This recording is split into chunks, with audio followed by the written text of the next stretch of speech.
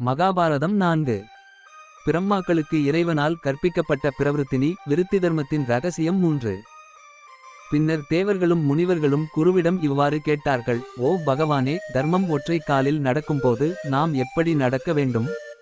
இதை சொல்லுங்கள்.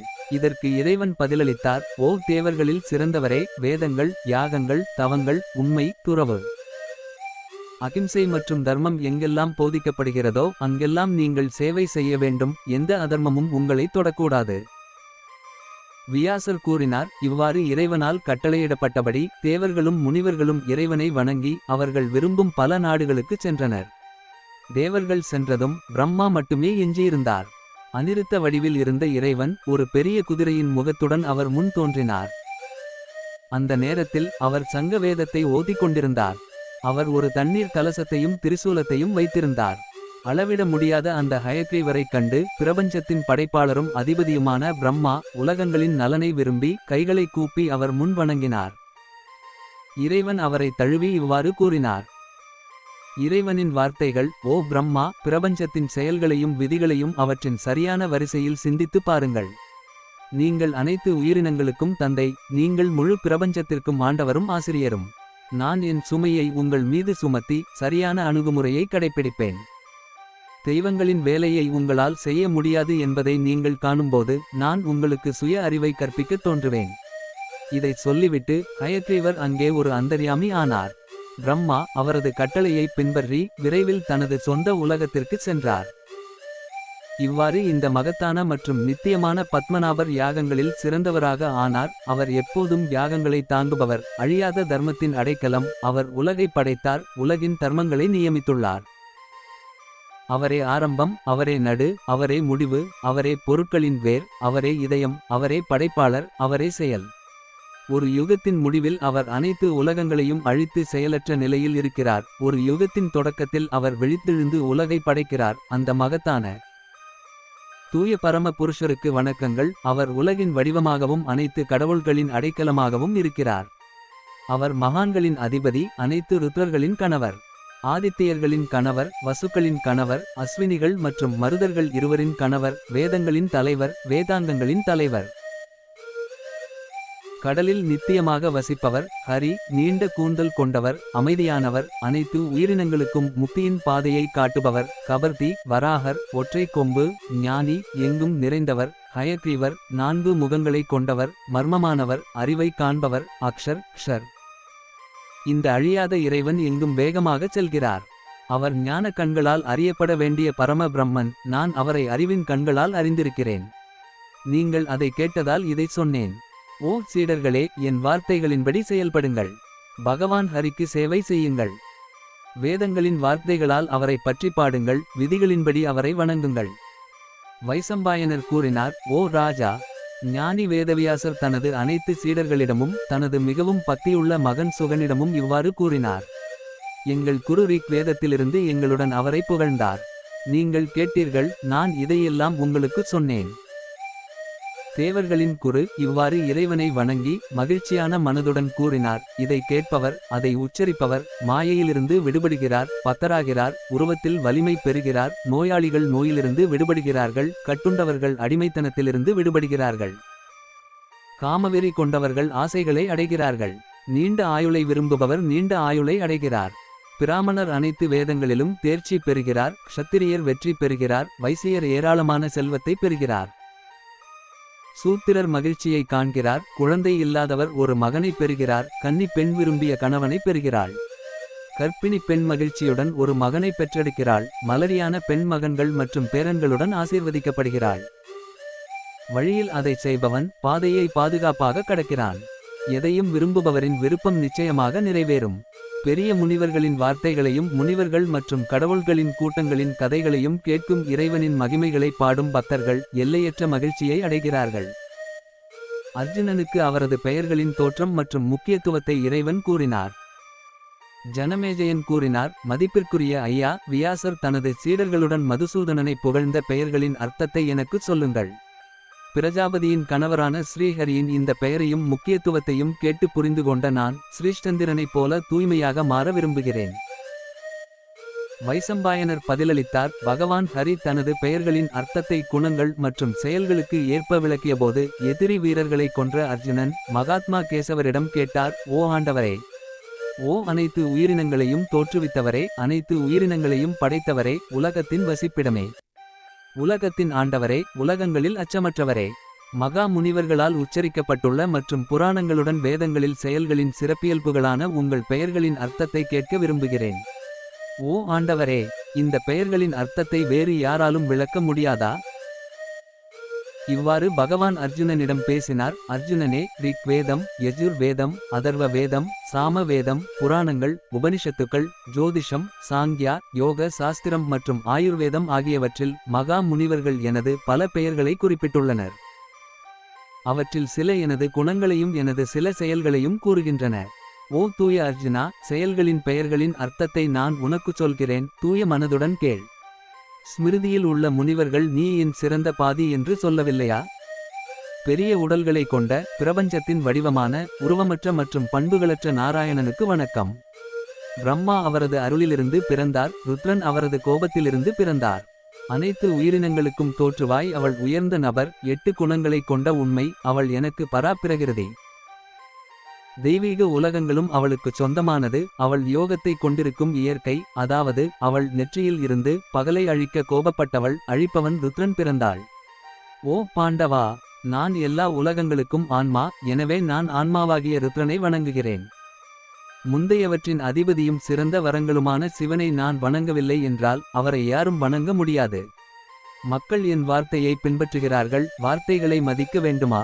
அதனால்தான் நான் அவரை வணங்குகிறேன். அவரை அறிந்தவன் என்னை அறிவான், அவரை பின்பற்றுபவன் என்னை பின்பற்றுகிறான். ருத்ர, நாராயண, இவை இரண்டும் ஒரே உண்மை, எல்லா செயல்களிலும் ஒரே உயிரினம் நகர்கிறது. வேறு எந்த வரமும் எனக்கு கொடுக்க முடியாதா? என் மனதில் அப்படி நினைத்து கொண்டு புராண ருத்ரனை, என்னை என் மகனாக வணங்கினேன். விஷ்ணு தனது சொந்த ஆன்மாவை தவிர வேறு எந்த கடவுளையும் வணங்கவில்லையா? அதனால்தான் நான் ருத்ரனை வணங்குகிறேன். பிரம்மா, ருத்ர, இந்திரன், இந்த அனைத்து கடவுள்கள் மற்றும் முனிவர்கள் கடவுள்கள் மற்றும் முனிவர்கள் கடவுள்களில் சிறந்தவரான நாராயணனை வணங்குகிறார்கள். வரவிருப்பவர்கள், இப்போது இருப்பவர்கள் மற்றும் இருந்தவர்கள் அனைவருக்கும் விஷ்ணு அவர்களில் உயர்ந்தவர், சேவகர், வழிபடுபவர். யாகங்களை வழங்குபவர் விஷ்ணுவை வணங்குங்கள், சரணடைபவரை வணங்குங்கள், வரங்களை வழங்குபவரை வணங்குங்கள், யாகங்களை அனுபவிப்பவரை வணங்குங்கள். 4 வகையான மக்களும் என் பக்தர்கள், அவர்களில் தனிமையானவர்கள், தனித்துவமான கடவுள்கள் சிறந்தவர்கள். நான் அவர்களின் விதி என்பதால் அவர்கள் எந்த ஆசையும் இல்லாமல் தங்கள் கடமைகளை செய்கிறார்கள். மற்ற 3 சீடர்களும் துன்மார்க்கர்கள். அவர்கள் தர்மத்திலிருந்து வீழ்ந்தனர், ஆனால் ஞானி சிறந்தவர். ஞானி பிரம்மாவையோ நீலகண்டனையோ அல்லது வேறு எந்த கடவுளையோ வணங்கினாலும் அவர் என்னை, உயர்ந்த மனிதனை அடைவார். பார், என் பக்தரைப் பற்றிய இந்த சிறப்பு விஷயத்தை நான் உங்களுக்கு சொன்னேன். ஓ கௌந்தேயா, நீங்களும் நானும் நரநாராயணனாக கருதப்படுகிறோம். பூமியின் சுமையை குறைக்க நாம் இப்போது மனித உடல்களை எடுத்துள்ளோம்.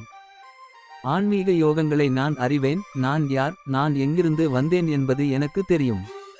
மரணத்திற்கு வழிவகுக்கும் தர்மமும் செழிப்புக்கு வழிவகுக்கும் தர்மமும் மனிதர்களுக்கு அயனம், விதி என்ற பெயரால் அறியப்படுகின்றன. அதுதான் நித்தியமான நான். அது தந்தையின் சாராம்சமும் மனிதர்களை பெற்றெடுப்பவரும் கூட.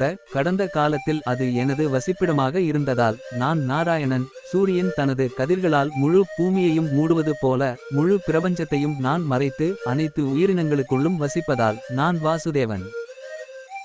ஓ பாரத, நான் அனைத்து உயிரினங்களின் விதி, பிறப்புக்கும் இறப்புக்கும் நானே காரணம். நானே தேவர்களின் உலகங்களில் வியாபித்திருக்கிறேன். நான் அனைத்திற்கும் அப்பாற்பட்டவன். நான் உயிரினங்களுக்கும் மேலாகவும் அனைத்திற்கும் அப்பாற்பட்டவன் என்பதால் நான் விஷ்ணு.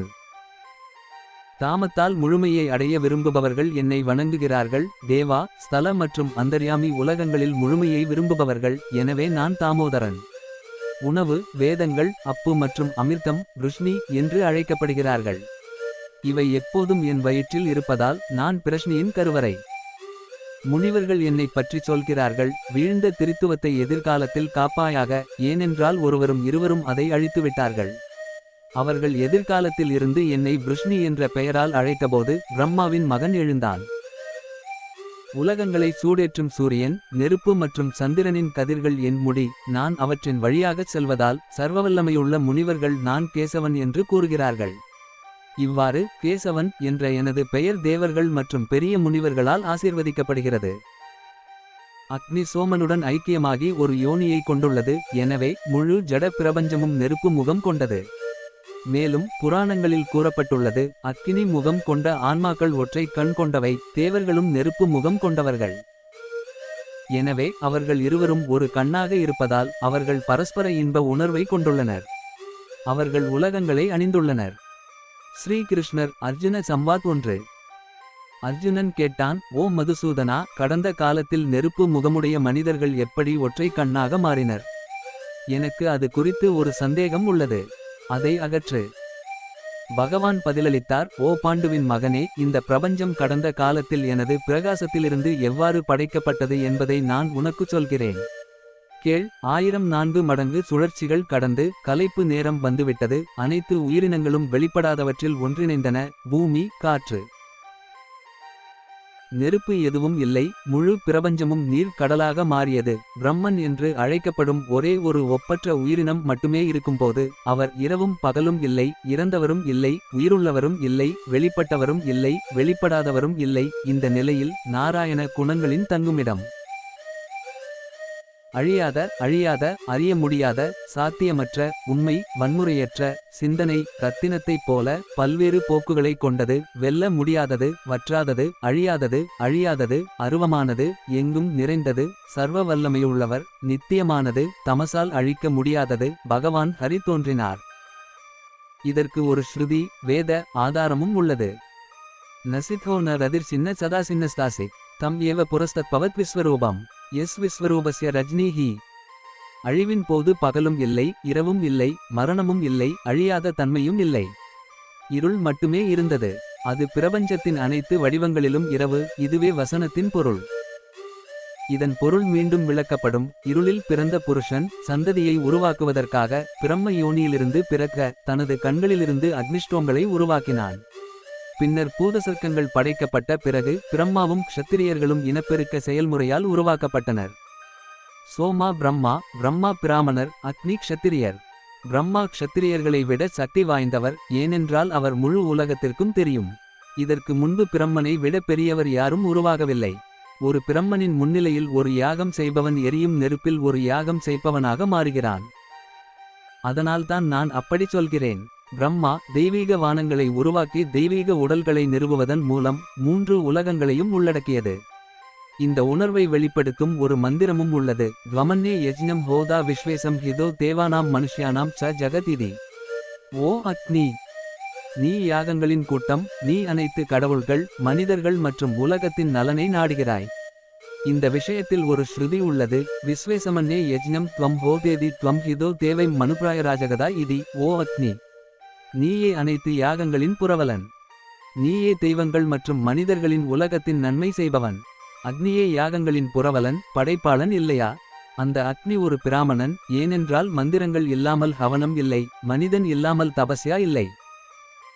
அக்னியுடன் இணைந்த மந்திரங்களால் கடவுள்கள், மனிதர்கள் மற்றும் முனிவர்கள் வணங்கப்படுகிறார்கள். எனவே ஓ அக்னி, நீங்கள் நெருப்பு யாகத்திற்கு நியமிக்கப்பட்டுள்ளீர்கள். மனிதர்களில் யார் நெருப்பு யாகம் செய்ய உரிமை பெற்றவர், அதாவது பிராமணர், அந்த யாகம் பிராமணருக்கு நன்மை பயக்கவில்லையா? அது க்ஷத்ரியர் மற்றும் வைஷ்யர் ஆகிய இரு சாதியினருக்கும் நன்மை பயக்கவில்லையா? எனவே நெருப்பு வடிவில் உள்ள பிராமணர்கள் மட்டுமே யாகத்தை செய்கிறார்கள். அந்த யாகங்கள் கடவுள்களை திருப்திப்படுத்துகின்றன, தெய்வங்கள் பூமியை திருப்திப்படுத்துகின்றன. சதபத பிராமணத்திலும் பிராமண வாயை பற்றி கூறப்பட்டுள்ளது. பிராமண வாயின் மூலம் காணிக்கைகளை வழங்கும் ஞானி சுடர்விடும் நெருப்புக்கு காணிக்கைகளை வழங்குபவராக மாறுகிறார். நெருப்பின் வடிவத்தை எடுக்கும் கற்றறிந்த பிராமணர்களும் நெருப்பை வணங்குபவர்களாக மாறுகிறார்கள். அக்னி விஷ்ணு, அவர் அனைத்து உயிரினங்களிலும் வியாபித்து ஆன்மாக்களை தாங்குகிறார். மேலும் இந்த விஷயத்தில் சாணுக்குமாரர் பாடிய வசனங்கள். பிரம்மா முதல் படைப்பை படைத்தார். பிரம்மா யாருக்கு வேறாக இருக்கிறாரோ அவர்கள் அழியாதவர்களாகி பிரம்மாவின் ஒலிகள் மூலம் சொர்க்கத்திற்கு செல்கிறார்கள். பிராமணரின் ஞானம், பேச்சு, செயல், நம்பிக்கை, தவம் மற்றும் பெயர் இவை பூமியையும் சொர்க்கத்தையும் தாங்குகின்றன. உண்மையை விட பெரிய மதம் இல்லை, தாயை போன்ற குரு இல்லை. பிராமணரை விட இந்த உலகத்திலும் மறு உலகத்திலும் செழிப்புக்கு பெரிய காரணம் இல்லை. பிராமணர்களுக்கு எந்த தொழிலும் இல்லாத ஒரு நாட்டில் மற்றவர்களுக்கு கொடுக்க அவர்களின் ராஜ்ஜியத்தில் காளைகள், குதிரைகள் அல்லது தயிர் போன்ற வாகனங்கள் இல்லை. அவர்கள் அடிமைகளாகவும் ஊழல் நிறைந்தவர்களாகவும் அவமானப்படுத்தப்பட்டவர்களாகவும் மாறுகிறார்கள். வேதங்கள், புராணங்கள் மற்றும் வரலாற்றின் சான்றுகளின்படி பிராமணர்கள் நாராயணனின் வடிவத்தின் குழந்தைகள். அவர் சர்வவல்லமையுள்ளவர், சர்வ வல்லமையுள்ளவர் மற்றும் எங்கும் நிறைந்தவர். பேச்சை கட்டுப்படுத்தும் நேரத்தில் அவர் முதலில் அருளாளர், வரங்களை வழங்குபவர் மற்றும் கடவுள்களின் தலைவன் ஆகிய பிரம்மாவிடமிருந்து பிறந்தார். மற்ற சாதிகள் பிராமணர்களிடமிருந்து பிறந்தன. இதனால் பிராமணர்கள் சூரர்களை விட உயர்ந்தவர்கள். கடந்த காலத்தில் பிரம்மாவைப் போலவே நான் சூரர்கள், அசுரர்கள், மகரிஷிகள் மற்றும் பூதங்களை படைத்து நிறுவி அடக்கினேன்.